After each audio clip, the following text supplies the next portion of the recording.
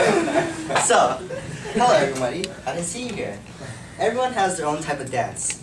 But what I want to teach you today is some breakdancing moves so that maybe possibly you can incorporate these moves into your dance or start breakdancing yourself.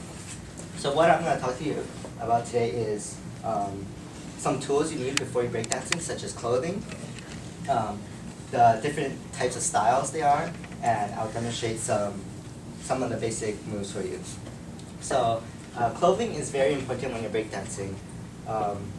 So since breakdancing is a kind of like a sport where you're against another player, your attire really tells something about yourself. If you dress more gangster, or I guess how you say it, then it shows that you really want to win the competition and you're really dancing with aggression. So some of the things you might need are a beanie. This helps you, I guess, look gangster. And it also gives you head protection to allow you to head spin and stuff like that.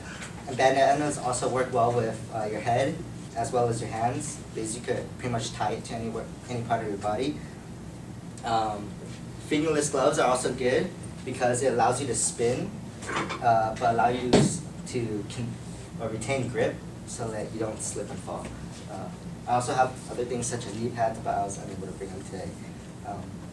So the different types of breakdancing are, well, there are three main types: freezes and suicides, top rock, or style moves and power moves.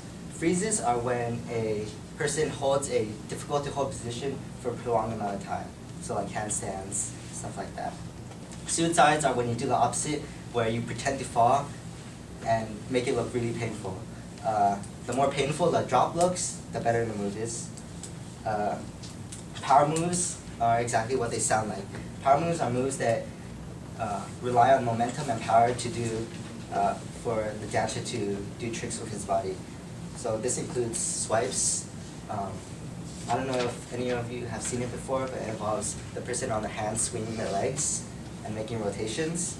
Floats, where you stab your hand into your abdomen area and rotate on the ground with that, as well as pumps, where you use hand and leg strength to pump yourself up into different freezes. Now the last type are star moves, which is what I'll be teaching you today. So there are three types of star moves: footwork, floor rock, and top rock. Top rock is when you're just dancing normally, like while standing up. Pretty much, I'm sure all of you have done it before. Like all the jerking is probably top rock, Dougie, stuff like that. Footwork is when you're on the ground using both your hands and legs to dance on the ground. And floor rock is also when you're on the ground, except you're not using your hands. So just picture someone like wiping the floor like a mom.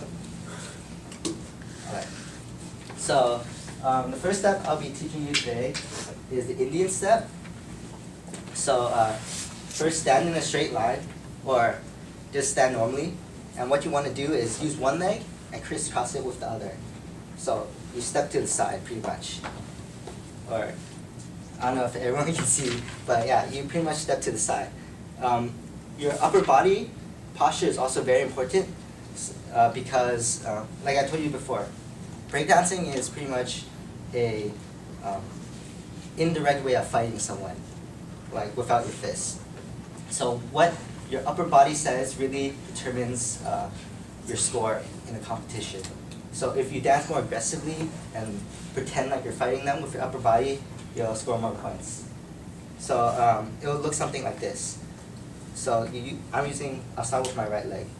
You step out, I'm popping my chest out, you see? So I'm like really emitting a sense of maybe anger, but not really. So, like that, right? Fine, whatever. Alright, next up I'd like to show you is the four corners. So, it'll probably be easier if I write it down. So, pretend that there is a line in which you are standing on. So you're over here. Okay.